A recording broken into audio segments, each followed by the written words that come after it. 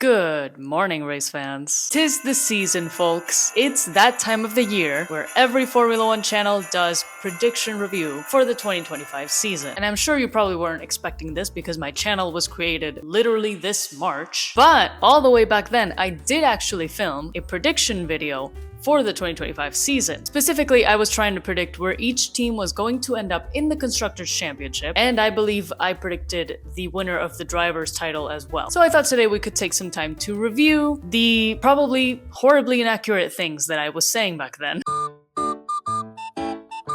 I think the way I'm going to score this is going to be similar to what F1 does. Shout out to F1, if you know, you know. Which is basically, if I get the team's position exactly right, I'll give myself 1 point. And if I get it within plus or minus one position, I will give myself half a point. So for example, let's say I predicted that Williams was going to be 5th, I would get 1 point. But if I predicted that Williams was going to be 4th or 6th, then I would give myself half a point. So that gives me a maximum of 10 points that I can score with this, which I definitely will not get. I can tell you that right now. So without further ado, let's go see what embarrassing things I said back in March. I've decided I need to film this moment for the future, as I am walking myself through the predictions for this season in the year of our Lord 2025. I'm predicting all the teams, where they're going to end up, plus who's going to be World Drivers' Champion. Okay, so I do actually have that envelope right here. Look at this. I made this myself with like a piece of paper. So all the predictions are in here. So we're going to look at this as soon as we're done with the video. See,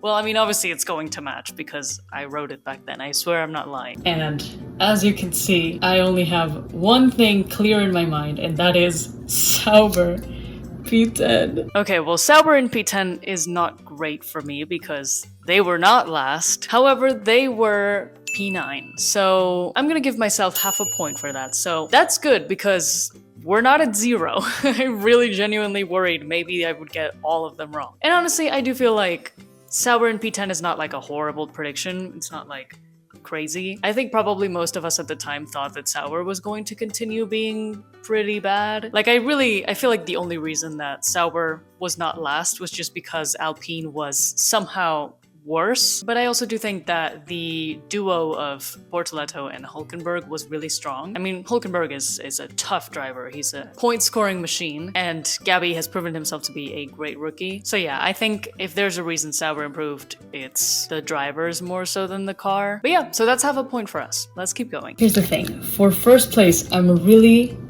having a hard time between McLaren and Ferrari, and frankly, I don't know why. This whole time, I've been so confident in McLaren winning, like I had kind of no doubts. And the tests haven't been indicative of anything different. I think they're hiding something. I genuinely think they have a goddamn rocket ship. So I should be saying McLaren, but for some reason my mind is going, what if it's Ferrari though? And I frankly don't know why I'm thinking this. Okay, to be fair, Ferrari did almost win the Constructors' Championship last year, right? So I think that's probably what I was getting at. But at the same time, they threw their car away, as they have been doing for a few seasons now. So I don't know, maybe I should have thought that Ferrari would just be Ferrari and goof it somewhere or another. Because like, dude, Charles Leclerc had such a good season last year. And I feel like this year he's only going to be more, ready to go. And then he's with Lewis. And Lewis, you put Lewis in a good car and the things he can do. Keyword, good car. Yeah, I mean, Charles Leclerc has had a banger season, but that was very much in spite of the car and in spite of the team. Lewis is not so used to having a garbage car, so I think he struggled a lot more in that sense. But honestly, I guess with the team up that Ferrari has had this year, it was probably fair to assume that they might be doing pretty well and racking up a bunch of podiums and wins. I think I just have to, again, just take a dive and go for one of them. My instinct is telling me to risk it all and go for papaya. I think I'm going to say McLaren, number 1, McLaren, World Constructors Champion. Ferrari, 2nd. Writing this down. Man, Ferrari 2nd. The delusion was strong with this one. I think honestly, again, seeing Charles Leclerc and Lewis Hamilton in the same team, you kind of expect some great things. I think I didn't really take into account the fact that the car was probably going to be shit and that the team is the team that it is. So it was not going to be a very well-oiled machine. So I did put McLaren as the Constructors' Champions, and I was correct about that. Ding ding. So that is 1 point for me. And then I got Ferrari completely wrong because I said they were going to be second and they ended up being fourth. So no points for me on that one. Means that we have 1.5 points now. Let's keep going. Next up, battle for third. Red Bull or Mercedes. I think it's gonna be between them, right? It's the big four. It's always the big four up there. I'm leaning towards Red Bull because of Max. Purely Max Verstappen and his incredible driving skills. I don't think Liam Lawson is going to really bring much to the game. And I'm not saying that Liam needs to be up there. I'm not expecting great things from Liam, to be honest. But I am expecting great things from Max, right? We saw last year that Max Verstappen does not need the best car or even the second best car to win a world championship. Yeah, but a world champion does not a Constructors' Champion win. You know what I mean? Obviously, the reason that Red Bull ended up where it did, which is in third place, is almost solely because of Max. But I don't really see the reasoning of that putting them above Mercedes, because if Mercedes is anything, that is consistent. I don't know, it seemed kind of crazy to assume that both Mercedes wouldn't be consistently scoring points versus one Red Bull, even if Max was, you know, winning a ton of races and stuff. I'm going to be kicking myself in the ass. If Mercedes wins the World Drivers' Championship, I'll have to do something crazy. I'll have to, like, I don't know, I'll dye my hair blue. Whoa. Fucking teal. Oh, God, no. That was crazy. That was a crazy bet that I made there. And I would have to do it. I would have had to do it, I think. If I was watching this now and Mercedes was the Constructors' Champion, I think I would have to have done this. You know, I didn't like McLaren's season very much, but at least they saved me from having to dye my hair teal. So you know what? I'll take it. That aside, I think while Mercedes were strong in the tests, and they do have two very competent drivers. I mean, George Russell and Kimi Antonelli have a lot of potential. You know, I mean, George is fantastic. Kimi, I don't know as much about because he's new, but, you know, everybody keeps hyping the hell out of him. So who knows? He might do really great things. And I'm looking forward to it. In my opinion, Kimi did have a pretty good season, but I still think maybe less good than it could have been. I mean, obviously he's in a better car than most of the other rookies, so I think I take that into account as well, like in terms of what impressed me the most about each rookie. I mean, he did some great things. I mean, he had a couple of podiums, but I don't know, the way Toto was glazing him at the beginning of the season, or when he put him in the seat, I kind of thought like, oh, he's gonna at least win a race or something, or be just more consistently in the upper echelon of the points. But I think that's also a testament to the other rookies. Like, they really blew it out of the water for me. But you know what? I have faith. I have faith in Verstappen. I think he's just too fucking good. I think he's too good, and he's certainly better. Sorry, George, but Max is better than you, and you should know this. As good as George is, I think there's no real debate about that one. And he's a better driver than Kimi Antonelli, and he's probably better than both of them combined. And you add up the little sprinkling of points that Liam Lawson is going to rack up, Red Bull, third place. And then Mercedes. I don't know. I feel like, okay, obviously, again, hindsight is 2020, but I feel like with the high expectations that I know I had for Antonelli, I don't know why I thought he wouldn't be scoring many points. I guess that's just, I don't know, the Max Verstappen effect. But I think I wasn't thinking too much about the constructors and really thinking more about like individual driver skill, and that's not always so useful when you're trying to make predictions about the constructors. So yeah, again, this is why I'm like, please forgive whatever bullshit I was spewing in March, because I was probably not thinking very much or very deeply about it. But I said that Mercedes would be third and Red Bull would be fourth. What actually happened was Mercedes was second and Red Bull was third, which means that I get half a point for each of those predictions because they were each one place off. So I think that brings me to a total of 2.5 out of 10. That's not too bad. That's a quarter of the points available. I'm just hoping I can get like 5 or above, you know? That's a pass. Now, here's the real actual challenge of this. P5 through P9. Yeah, that's really where the meat and bones of these predictions is going to be, because when we were talking about, oh, the 2025 season is going to be so close, that's more, I think, what we meant, rather than the top 4 teams. Williams. And I am going to start with Williams because they are one of my favorites. Williams looked so good in the testing. They looked so promising. In fact, Carlos Sainz made the fastest time in the entire testing session. Like, I remember that. the whole 3 days, Carlos had the best time out of everyone. Williams is looking very, very strong.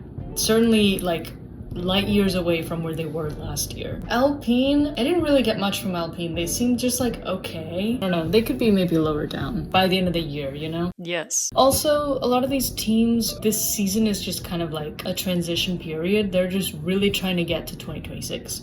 That was certainly the case for Williams. And I mean, they still did incredibly well, but like, it was supposed to be the transition year. And now look at that. They're going to 2026 with a ton more money than they probably expected to. So it's great. But yeah, I imagine that's also probably what happened with Alpine. I'm honestly not really sure because I don't really follow Alpine as a team. But I imagine this was probably also a transition year for Alpine. Like, the reason the car was so shit is probably because they were just trying to get through the year. This year doesn't really matter to Williams as much because they are entirely focused in 2026. Same deal for Aston Martin. Actually, Aston Martin might be second to last. Aston Martin is gonna suck ass this year. Yo, I was low-key kind of right. I mean, okay, I don't know where Aston Martin was in the standings. Let's see. Aston Martin was 7th, which is not the bottom of the grid, but it's pretty low. I mean, they used to be the 5th best team. They used to be the best of the rest. And this year, they were low-key like, some weekends they were low-key the worst car, or maybe the second worst car. So I was right about Aston Martin being garbage, because they really were. I mean, the only reason I think that they were 7th was just because of Alonso. Like, he's so good at getting good results with cars that should not be getting good results. So, but they're not going to care because their sights are 110% set on 2026, because that's when Adrian Newey is going to be able to actually work on the design and actually make changes. That's also true. Aston is very focused on 2026, and I hope sincerely that was not in vain. I need 2026 to be the greatest year possible for Aston Martin. They spent so much fucking money on Newey, on the facilities, putting Newey as the team principal. Like, they're doing all these things. It better be worth it. Okay, Lawrence, it better be worth it. Aston Martin, I don't have hopes for them doing really well, but then again, are they going to be like worse than Williams or Alpine or Haas or V-Carb? That seems crazy to think about, considering they have a 2-time world champion in their midst. And again, tests are not really indicative of anything because they could be hiding stuff. I think I'm falling into the trap of like Max Verstappen again, of like, oh, this driver's so great at racking up points, so therefore they will still be ahead of teams with 2 decently competent drivers. I feel like that has not been how it's shaken up so far this year. I mean, V-Carb was ahead of Aston in the standings at the end, and I think that's mostly a result of Hadjar and Lawson both being pretty consistently in the points. And I mean, Hadjar got a podium and everything one time. So that's clearly something I failed to take into account. Same deal with Haas. They seemed really underwhelming in the tests, and I don't know if that's because they're hiding something or because they truly are whack and they don't want, you know, people to see how truly whack they are. They do have Ollie Behrman, who is a rookie, but he is very good. And then Esteban Ocon, who sometimes, you know, pulls crazy things out of his ass. I think some of the best races we've ever seen in Formula One are the ones where Esteban Ocon miraculously ends up on the podium. So, you know, keep that in mind. And then V-Carb, oof. Literally heard nothing about V-Carb in these tests. So mid, so just like give us nothing, you know? So I'm just like, I have no expectations for V-Carb. Maybe they should just be like dead in the middle. I will say, it's true that I had pretty low expectations for Isaac Hadjar in particular. I mean, I didn't really know much about him, but it just seemed like he might not be fully prepared for Formula One, even though he did quite well in F2. And I mean, Yuki Tsunoda, he was never super reliable to begin with. Just cannot have a clean weekend like ever. And I like Yuki, don't get me wrong, but this is true. So I guess it's fair to imagine that they weren't going to do as well as they did. I think that surprised everybody, to be honest. I'm so delulu about Williams. I want them to not be second to last. They have such good drivers this year. It's not Albon with like some bad driver. It's not Albon with, Logan Sargent anymore. It's not even Albon with Colapinto, which, like, no shade to Colapinto. I love him. But, it's Albon with Carlos Sainz. Literally fresh off Ferrari. I hope that was actually no shade to Colapinto because, yikes. I do love Colapinto. I don't know why I was like, oh, it's Albon with a bad driver. Like, obviously Sargent. I'm sorry if I don't think Sargent is a great driver. At least in Formula 1. Oh, and then there's Alpine. I mean, Gasly's great. I don't think Doohan's gonna impress. But what if they put Colapinto in the car? Then that might be a different story, Spoiler, it would not be a different story.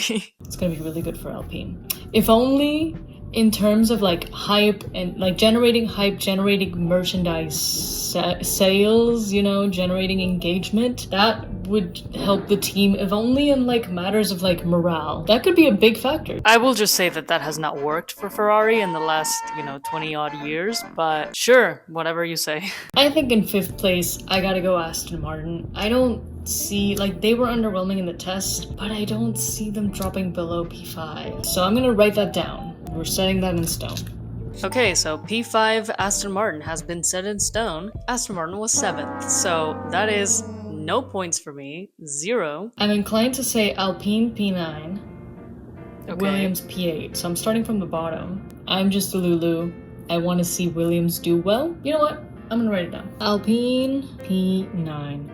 That livery also does not look like the livery of a car that does well. Yeah, it does not. That's true. It did not. Maybe I should be using liveries to judge team results more often. Okay, so we got Alpine P9 and Williams P8.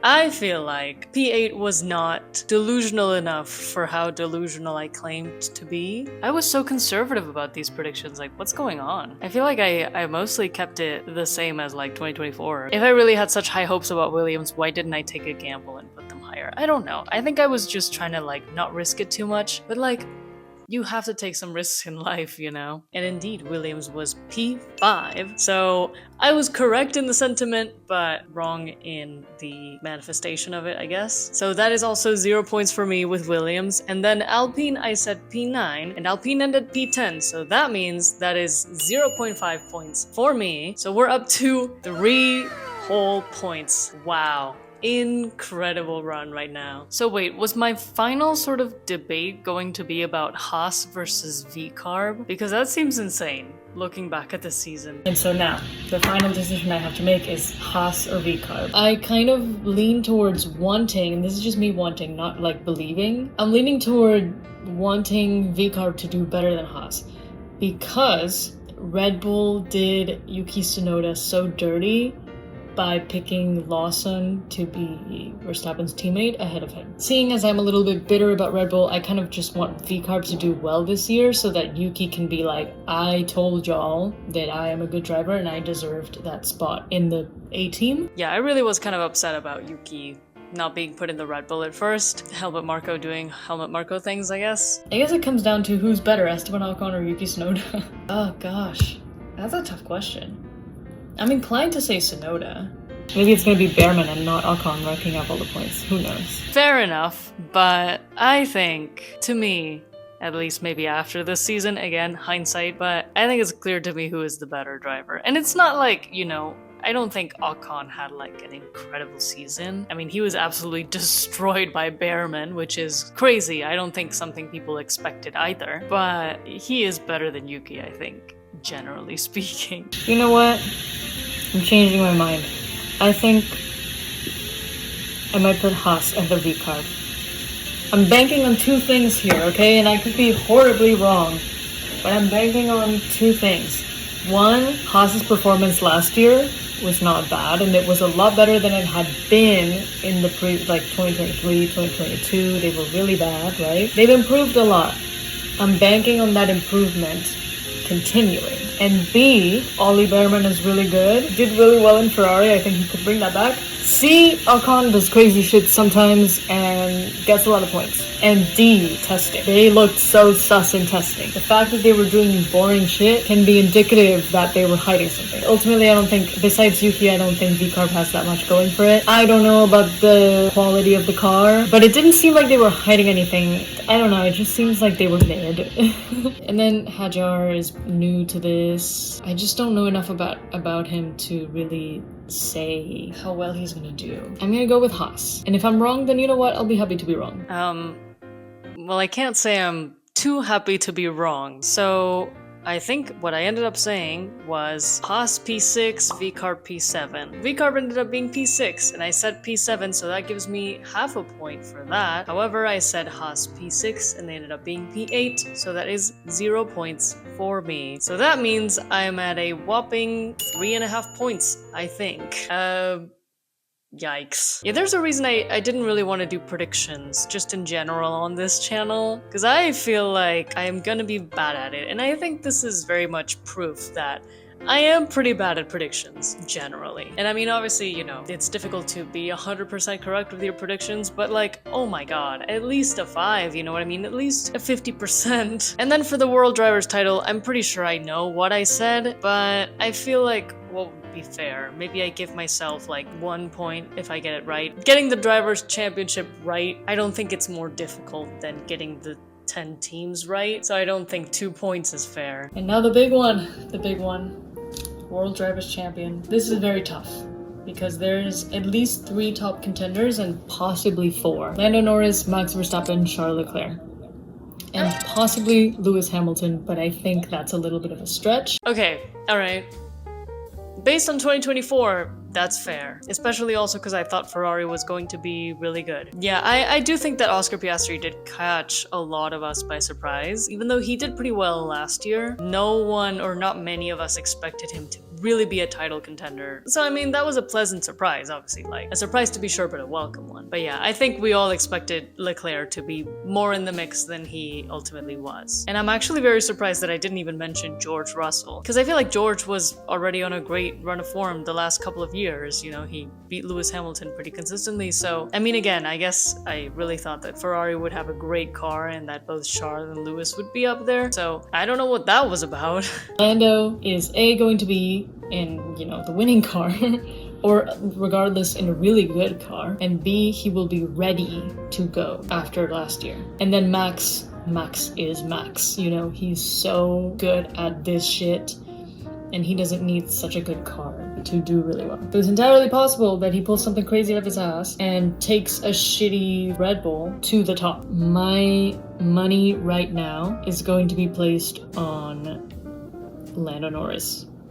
Because I don't know, I've just had this notion. I'm like, I have no like weirdly like no doubt about it. And I'll probably be wrong. It'll probably be Max Verstappen again, 5 titles, and like we were all stupid to think that we could have a different champion this year, you know? But I don't know, I just have this thing that's telling me like Lando Norris is going to finally get it this year. I agree that he does not have world champion energy. Max has world champion energy. Charles Leclerc has world champion energy. Lewis Hamilton has world champion energy. Even like Kimi Antonelli, or maybe not George Russell.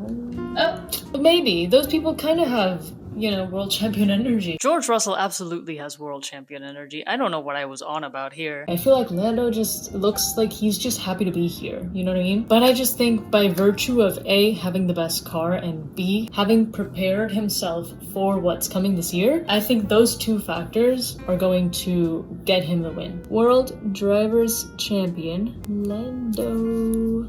Lando, we can be world champion, I said. Lando!